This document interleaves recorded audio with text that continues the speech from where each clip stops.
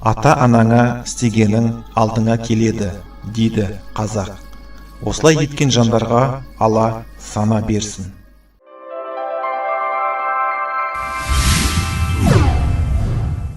Өмір деген сүре білгенге емес, түсіне білгенге сынақ дүние ғой. Бұл жалған тірлікте кімнің басына шынайы бақ қонса, сол бақты көтере білсе, сол жан жеңістің тәтті дәмін тататын шығар. Ал жеңіске қалай жетуге болады? Сол жеңістің салмағы қандай?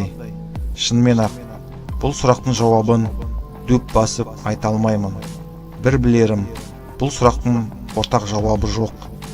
Әркім санасына қарай жауап бермек.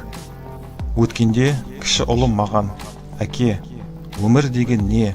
деп сұрап еді. Тосымнан қойылған сұраққа кәдімгідей ойланып қалдым.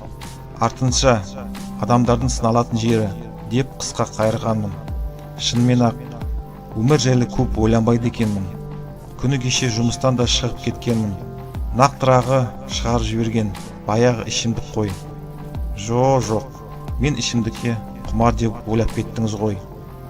Мойындаңызшы, бастығым ғой, кішкене ішімдікке жақын кісі тұғын. Жұмыстан кейін қанымызды қыздырып келейік деп ұсыныс айтты. Мен ат-тонымды алып ала қашып, үзілді кесілді бас тарттым. Содан бері маған суық қарап, сырттай ит мерездік танытып жүрді де бір күні топ еткізіп жұмыстан шығарды да жіберді. Кәрістерге ұқсас сығырайған көзіне қарап тұрып, ұялмасаң білгеніңді істе деп шығып кеткенмін. Содан бері үйде жатырмын. Жолдастарыма хабарласып жұмыс сұрадым. Ешкім жолатқысы жоқ. Бәрінің айтатын сөзі: «Бізде қысқарту жеке. Болып жатса хабарласамын» деген мазмұнда өрбейді. Бір досым: «Сенің жолың болмай жүр екен. Мен сені ертең көк базардағы бір апаға апарамын. Жолыңды ашып береді» деп айды аспаннан бірақ шығарды. Бұл ұсынысын жиіркеніп кеттім. Оның бұл ұсынысты менің үмітсіз тұтқаны қоюыма алып келді. Тағы да бірер күн өтті. Енді жата беру ұят. Жалдалмалы пәтердің ақшасы келе жатыр. Алатын азық-түлік бар. Жалғыз жұбайымның алатын 60 000 теңгесі қай жерге жетесін?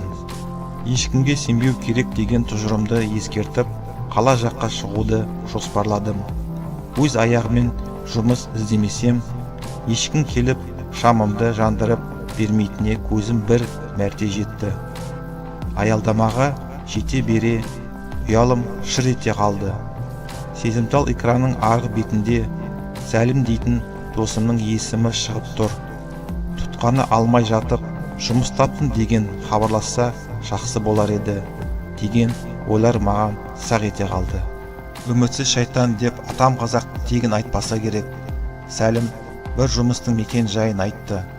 Жанбағыз қамы үшін жұмысқа әбден аңсары ауған адамның не жұмыс болатын істеуге даяр екен анық қой. Сәлімнің айтқан жеріне уақыт суытпай алып ұшып бардым. Кіре берістегі қақпасының маңдайшасына «Қарттар үйі» деп жазылған 2 қабатты ғимарат екен. Осындай жерге келе жатқанымды білсем де, жазуды көріп шошып кеттім. Қазақ тілінің кей 2-3 сөздері қосылып құбыжық сөзге айналады ғой. Соның бірі осы сөз шығар. Әкімшілігіне жолығып, Сәлім арқылы келгенімді тілге тиек еттім. Жұмысқа бірден қабылдады. Қиын жұмыс болса да әзірше істеу тұру керек. Әйтпесе үйдегі бала шағамнан, жұбайымнан ұят болып кетті. Басында үйренісе алмай жүрдім. Бәрі үлкен кісілер, бәрінің жанарлары мұңға толы. Бәрі тағдырлас. Сөз бастауға қорқады екенсің. Біріне барып, сіздің балаңыз қалай тастап кетті деп сұрап отырғаның өзі жиіркенішті ғой. Оданша өз жұмысымды білген дұрыс қой. Менің негізгі жұмысымы қирауға шақ тұрған заттарды жөндеу, ағаштарды суару, отау және де күнделікті ұсақ түйек жұмыстар. Бір таңғаларым, мұнда қазақтар көп. Ақ жаулықты анадан бастап иегі қауғадай ақ сақалды аталар да көп. Бұрында қазақ даласында мұндай лағнет атқан жер болмаған ғой. Бүгін жұмысқа сәл кешігіп келдім. Байқағаным, ғимарат алдында қымбат көліктер қаптап тұр. Тіпті кейбіреуіне тілім келмейді. Тыныштық па екен деп оймен ішке ендім. Үстіне әдемі киім киген жас жігіттер апыр-топыр шығып бара жатыр. Тапа-тал түсте бұлар несі дедім де қойдым. Сөйтсем, бұл оқиғаның мәнін кешке қарай білдім. Бүгін зейнетақы беретін күн екен ғой.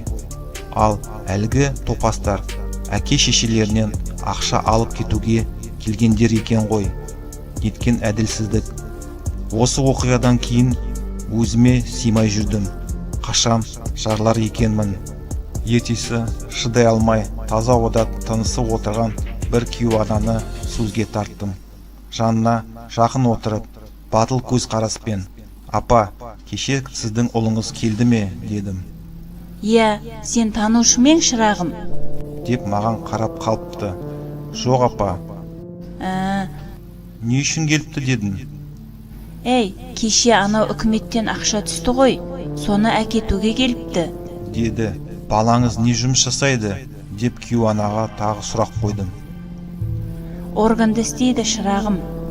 «Онда өзінің ақшасы көп шығар. Неге сіздің зейнетақыңызға қарап отыр?» деп күйеу анаға қарадым. Күйеу ана ойланып қалды. Одан соң көзінің жасын сығымдап алды да: «Жалғыз немерем бар, сол ауру дейді. Сол себепті ақшамның бәрін соларға беремін. Соның еміне кетіп жатыр ғой». «Қайдан білесіз, немереңіз ауру емес шығар?» «Ауру болмаса екен деп тәңірге күнде қол жаям ғой, шырағым. Жуырда алып кетемін дейді. Немеремнің тәтті иісін құмарым қанғанша иіскейтін болдым ғой.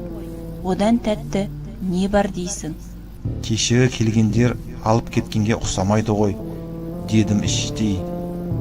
Артынша: «Соңғы рет немереңізді қашан көріп едіңіз?» деп сұрадым.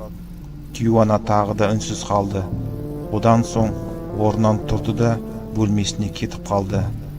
Күйеу ананы қинап қойғанды аңғармадым. Мен баласын жамандамақ ниеттем, шаң жуытқысы жоқ. Мына қасиетті қара жер сондай жігіттерді қалай көтеріп жүр екен? Жаңағы күйеу ана әлгі баласын мені кейін қарттар үйіне тапсыр деп тәрбие беріп пе екен? Жоқ. Демек, бәрі адамның өзіне байланысты. Ұяда не көрдің, ұшқанда соны ілесін деген мақал бар ғой. Енді сол ұяда әке-шешенің бала тәрбиесіндегі аз-мәз кемшілігін көріп жатсаң, ілмей-ақ тастап кет. Саған ешкім зорлық жасамайды. Бәрі тек өзіңе байланысты. Ана, әке деп 3 әріптен құралған мағыналы сөздер осындай мағынасы жерде жүруге лайықты емес. Алла қазақтың әр баласына иман мен сана берсін.